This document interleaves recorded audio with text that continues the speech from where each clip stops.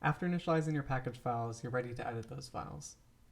You'll find up to 3 folders in your package files: data, man, and R. The data folder will contain any data objects that you've initialized for your package. The R folder will contain any functions that you've initialized for your package, each contained in their own folder, which you can edit later on if you want. And the third folder is containing the help files. I want to note that if you don't have any data or if you don't have any functions in your package, the corresponding folders will not be initialized in your package, and if you want to add those later on, you'll need to add those folders. There are also 2 files in the package. One is read and delete me. I'm just going to go ahead and delete that. If you have C or Fortran code that is going into your package, there's minor detail in there, and I'll hope to cover that in a later video. The description folder is much more important to any package. If you double click and it doesn't open in TextEdit, you can control click, open with, and navigate appropriately to open with TextEdit, go to other if you need to. The description file contains all the main information about your package. So here we just have the package name, and then we have a title for the package. We could have a version number which we can adjust, say who wrote it, who to complain to if there are any problems with the package,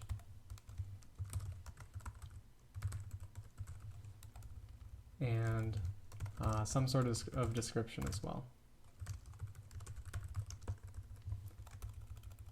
You can also add on a license, for instance, general public license. Here I'm going to specify that it can be versions 2 or 3, which makes it easy for anybody to, say, merge this package with another package that has either of those licenses. If you want, you can also add dependencies to other packages. So I'm going to say depends on the mass package. And if you want, you can also say a dependency about the version of R. So you can say R version greater than or equal to, say, 2.10.0. I'm not going to actually include that for this package. So I've saved that file, closed it up, and I'm ready to move on to the help files and edit those. So we have a help file for each of the functions and also for, in this case, just the one dataset. There's also one help file for the package itself. So we're going to start up with just the lmplot function help file. If you're familiar with LaTeX, a lot of this will look pretty familiar. So each of the different commands are started with the backslash, and then they have the command name, and then enclosed for that command is information in the braces. So the first command of particular interest is the alias command. That means that if we type in $lmplot, then it's going to bring us to this help file. We can add in other aliases, which we'll actually do later on for the myPDF and myPNG functions. Any line in the RD files, that is the help files, that have a % means that that's just a comment. It's not actually going to be included in the final help file. So you can either leave those in or you can delete those out. It won't make a difference. So here we see that the title itself is defaulted to be commented out, so there's no title. You'll need to add a title for every one of your help files. So this is going to be a linear model plot. We can add some description if we want. I'm going to postpone that. The next section is the usage section, and that just shows the defaults for the function.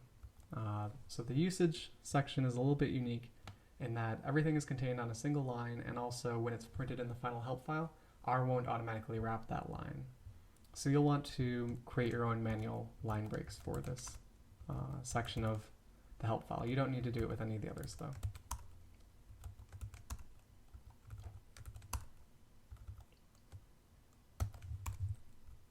Here now we're into the argument descriptions for this function. In this case it's a numeric vector for x.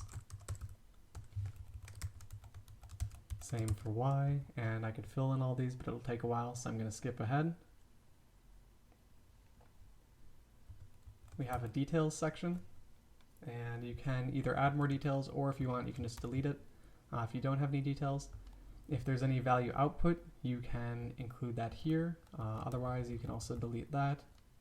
If you don't have any references, you can delete that. So here I have just listing OpenIntro statistics as a reference, since that's where this is coming from, where this data set, or sorry, where this function is being was used. And author here, you can add notes if necessary, otherwise you can delete that. And then we can also have see also, that is just say see also another help file.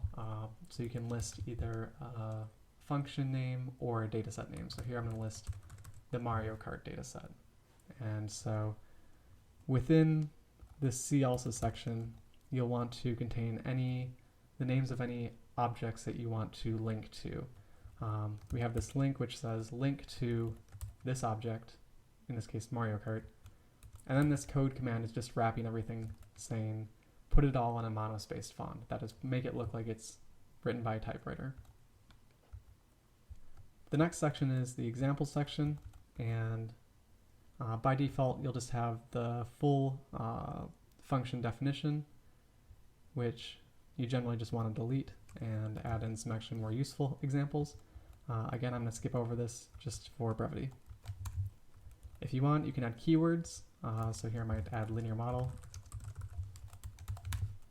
If you don't want to add keywords, that's fine too. You can just delete those components.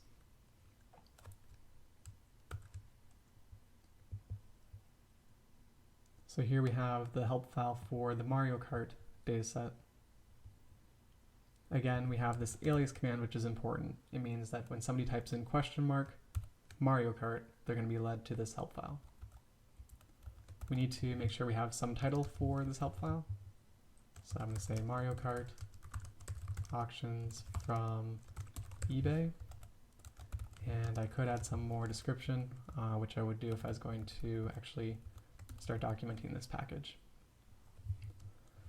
Also, we have the format for the package, which is just a description of the structure of the data, the format of the data set. So here we have the ID variable, because we're in a data frame.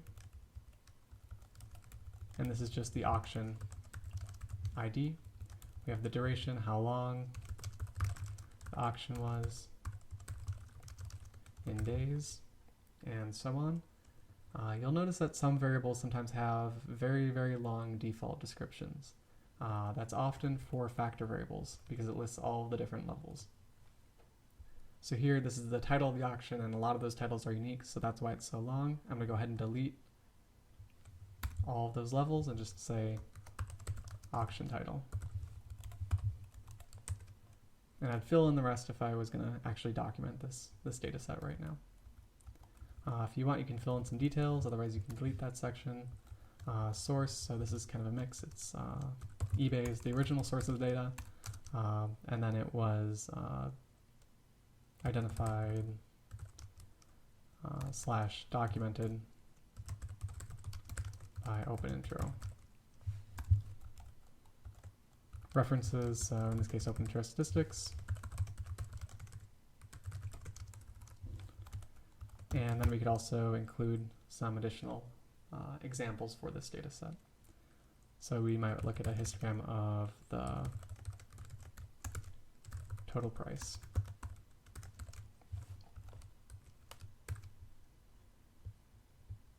And I'm going to update these two help files together actually. So myPDF and myPNG are two functions that are substitutes for the PDF and PNG functions. And those functions are used to save plots to PDF or PNG files.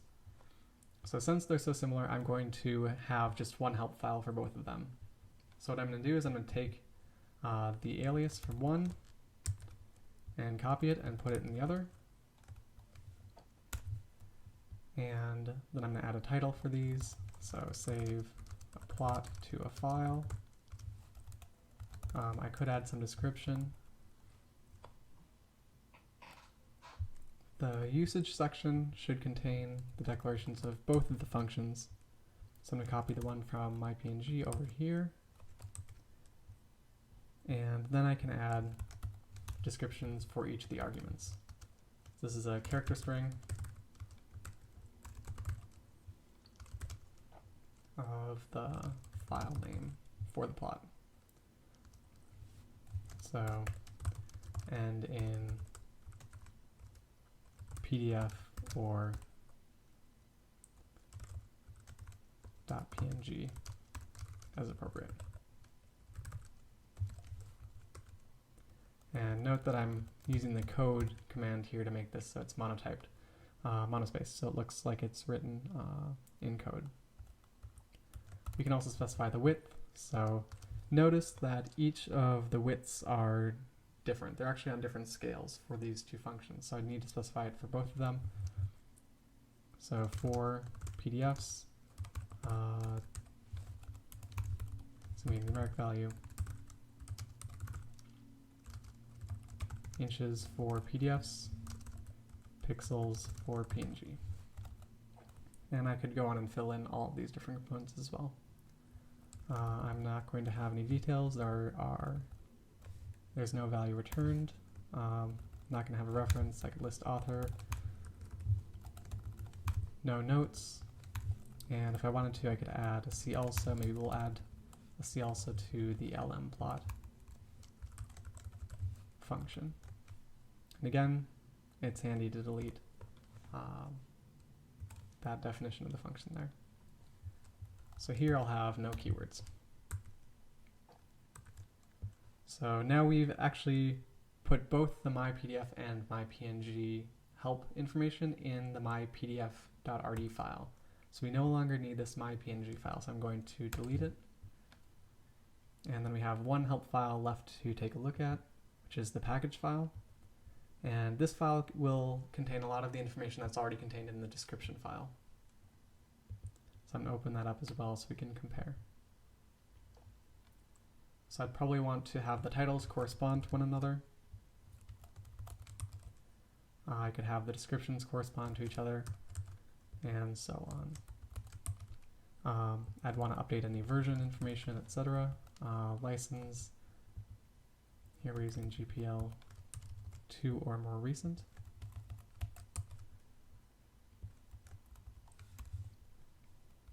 So I'm going to leave that other information for filling in later to keep this a little bit shorter.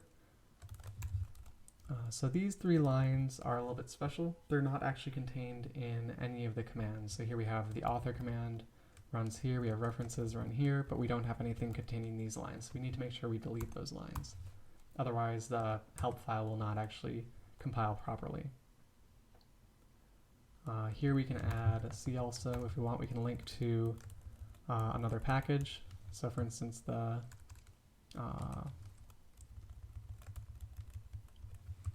mass package, and then the name of a function, or a help file, or sorry, a name of a dataset or a function here. But I'm not going to include any of those here either, right now at least. Likewise, this is not going to actually run an R, even though it's contained in the example section, it'll run an error. So I'm going to just go ahead and delete that, since I don't want to have any errors unnecessarily thrown.